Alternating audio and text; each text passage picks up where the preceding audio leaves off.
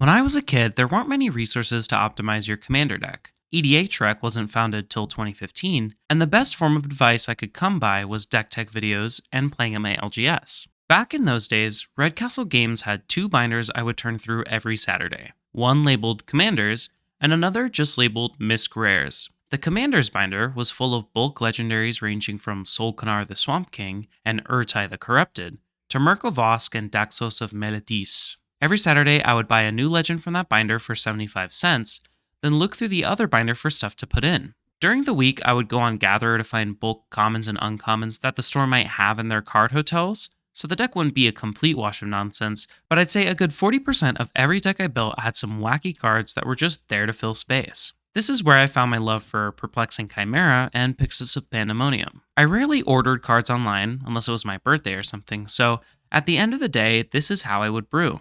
This is what Commander was back in the day, at least for some people. You might have heard this sentiment before. Commander was the format where you could play all the random jank you had in your collection. And that's true. Nowadays, EDH has expanded and not only has the list of legendaries grown generously, but so has the selection of playable synergy, resource acquisition, and disruption. Not to say these things weren't around. Some of the best cards we play today are spells from Magic's past, but the power can only creep in one direction. Another phrase you may have heard a lot is homogeneity, aka all decks feel samey or copy and paste it. And while it's certainly easy to point to EDH as the root of the problem, I think it's probably more of an inevitable side effect of Magic's rise into the mainstream. New players are gonna want to play the good stuff, and they won't have the same appreciation that enfranchised players will when it comes to slowly building a collection of janky nonsense, since now it's easier than ever to buy a fully built deck, ranging from $40 to $80 if you really feel like sinking in your teeth. I hope this doesn't sound like doomer talk. I think this change is largely a good thing. I just think it's important to set up the context for this topic and where I'm coming from. In a recent video, I mentioned that I run Shifting Grift as a substitute for a typical removal spell. In it, I highlighted how you can use Shifting Grift as an answer for basically any threat,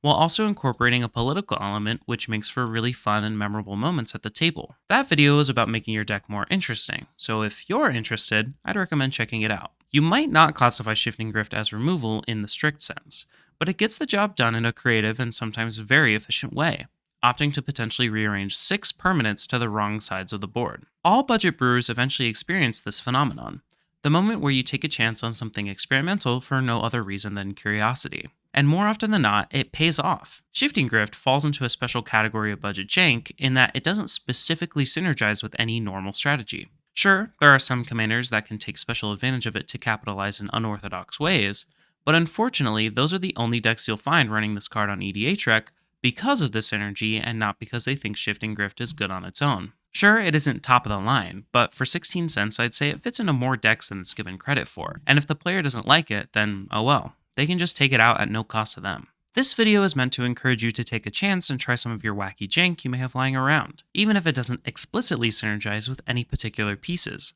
Here are some more examples of cards that I think fit the bill. This is by no means a list of my favorite cards or must-have spells for your decks, just some stuff that I found while browsing that I thought would be cool enough to showcase and maybe get your noggin jogging on cool directions to shift your deck. Firstly, I've always been a fan of red redirection spells like Return the Favor or Bolt Bend, since it's a really versatile way for red to interact with opponents. The copies are nice too, they just don't save you from getting targeted in the same way, but they're definitely spicy in some situations. Gonti used to be a card I threw in every black deck back in 2016, and since Kaladesh, it looks like black has gotten a few more tools that are a bit better. I was specifically looking at Lobelia and Cunning Rhetoric the other day, and I figured they would work well in this video. Lobelia steals 3 cards for 3 mana, which is pretty cost effective, and with all the disposable artifact tokens these days, this can slot pretty easily into a lot of decks. And if everything she took was trash, or you used it all up, then her second effect is a good way to add pressure and stay ahead. Cunning Rhetoric is an amazing deterrent for 3 mana. It's basically a mini Mind Stylation, but that actually works in its favor since you can stockpile useful spells early and save your turn 7s for something a bit more impactful. Inevitable Betrayal and other suspend-only cards are actually really good spells even if you have to wait a few turns. These are mainly played in Cascade decks to capitalize from cascading off a Soul Ring, but chances are you'll have an extra 1 or 2 mana lying around on one of your turns, and you can afford to run these as intended. Maybe these can slot in for your early turn plays, so you can explode more when it matters most. These kinds of effects that have a delayed blast tend not to draw as much attention as they may actually merit. I mean, if you think about it, Black Lotus and Ancestral Recall are Power 9 cards that are banned in Commander. But if you play either of these with a timer, most players just end up shrugging since it's not affecting them immediately, then realize their mistake when it finally lands. This is why my Fibblethip deck catches more wins than it should. If people look at my plotted cards, they think, wow, that's a lot of junk, and there's way scarier stuff on board than a 1/1 with Ward. Then when I play one of my win cons, it's already too late.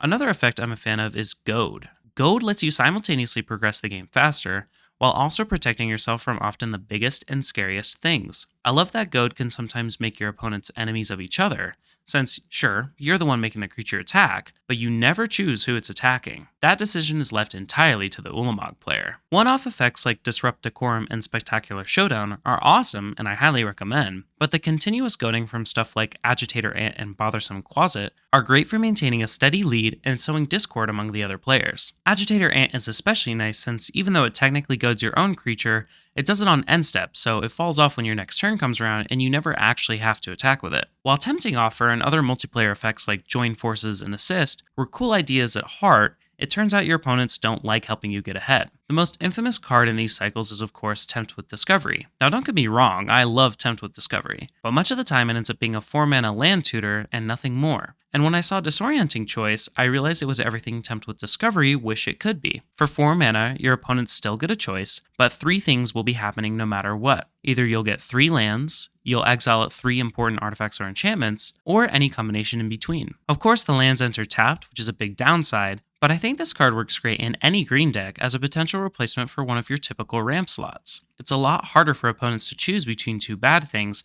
and whether to participate in a 3v1 zero-sum game. Along the same line, Visions of Ruin is an awesome standalone card, serving as artifact removal and ramp. This is the only Visions of Blank card that specifically synergizes with having an 8-cost commander by curving it out on turn 5, but the whole cycle are cool spells that could be easily run in any deck that has a commander that costs 5 or more, with the blue one being probably the least useful. Haystack is an excellent way to protect your commander from any effect, and while it's not free like Mother of Runes, it does have the bonus of keeping all counters and other buffs that might be attached while avoiding board wipes and other lethal effects. I'm personally interested in trying Mystic Reflection as another sort of odd disruption effect, since, if nothing else, it's another great way to render a commander useless, but there could be other strange moments where it would come in handy for bargaining. There are a ton more examples of random filler cards that it would take hours for me to talk about them all, but I think by now you hopefully see what I'm talking about. We might designate a card as filler since it has no direct purpose in our game plan, but if we think about our deck that way, then we leave no room for deck individuality or expression, if that's something that matters to you, of course. To some people it doesn't, and that's totally fine.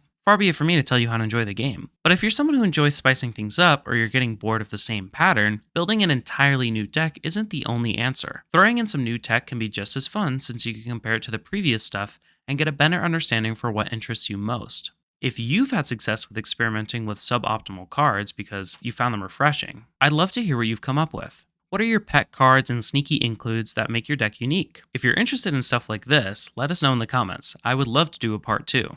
We're also happy to announce that we'll be starting a Discord, so if you're looking to chat with other like-minded cardboard enjoyers, then check out our channel info. And if you're interested in supporting the channel, we're also opening a Patreon and starting YouTube memberships. Every donor has early access to all videos and the option to vote and weigh in on upcoming topics such as the next Commander deck tech. We'll also be posting member-only content such as video bloopers, behind-the-scenes stuff, and deck checks where I review a member's deck and offer my thoughts. If you're at the Mob Boss tier, you'll be greatly supporting us, and your name will be mentioned in the credits of each video. We're working on adding more member-only perks, so if what I mentioned so far sounds interesting to you, then consider heading to patreon.com/cardboardjunkies or clicking the subscribe plus button below. It would mean a lot to us here. Finally, consider liking and subscribing. Thanks y'all, I'll see you next time.